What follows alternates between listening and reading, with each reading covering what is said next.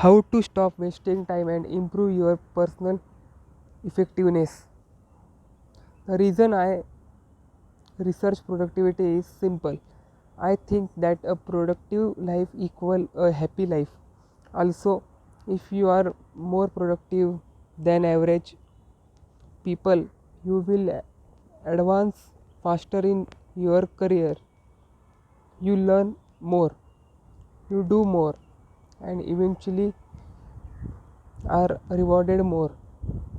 And when I talk about productivity, I talk about being effective, because productivity doesn't suggest that you get the right things done.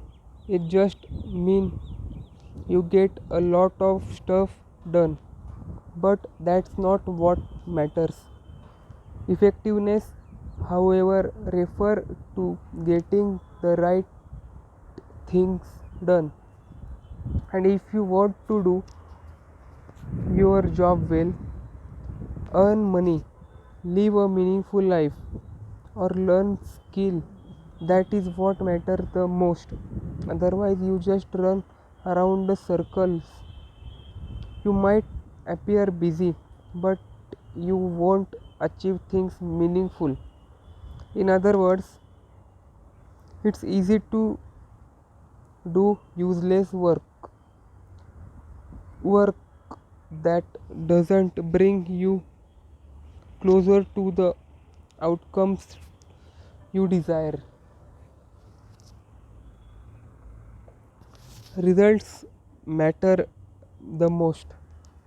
Practically, the mean practically the means thing this: you might work for 50 hours a week, but if you don't experience any growth personally, emotionally, financially, you are not effective. People often ask me, where do I begin? To answer that question, I want to share one exercise that I teach in my productive with I want to share one exercise that I teach in my productivity course. Procrastination Procrastinate Zero. It's an exercise that I picked from a Peter Dunker's The Efficiency Executive. To me, Drucker is the first and best thinker when it comes to effectiveness for knowledge workers. Many of the books, articles, productivity tools, and productivity apps you see these days are all in way influenced by Druckers, who essentially invent the term personal effectiveness. What you will find next is a simple exercise from the effective exclusive, which I modified slightly to make it easier, that you can apply to become more effective yourself.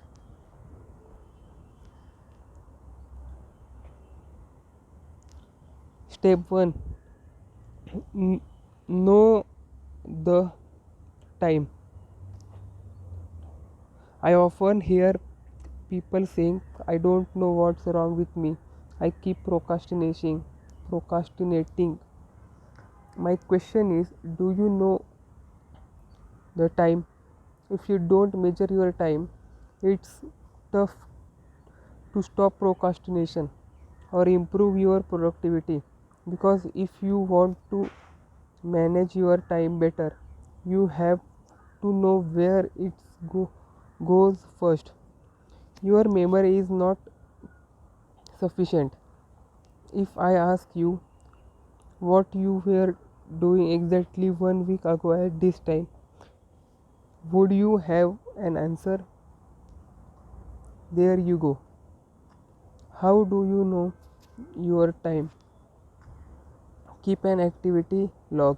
Before I even have a real session with clients, I often ask them to keep an activity log for 2 weeks. An activity log is exactly what you imagine, an hour by hour record of what you are doing throughout the day. The specific method you use for your activity log doesn't matter. The only thing that matter is that you want to keep a record for at least 2 weeks.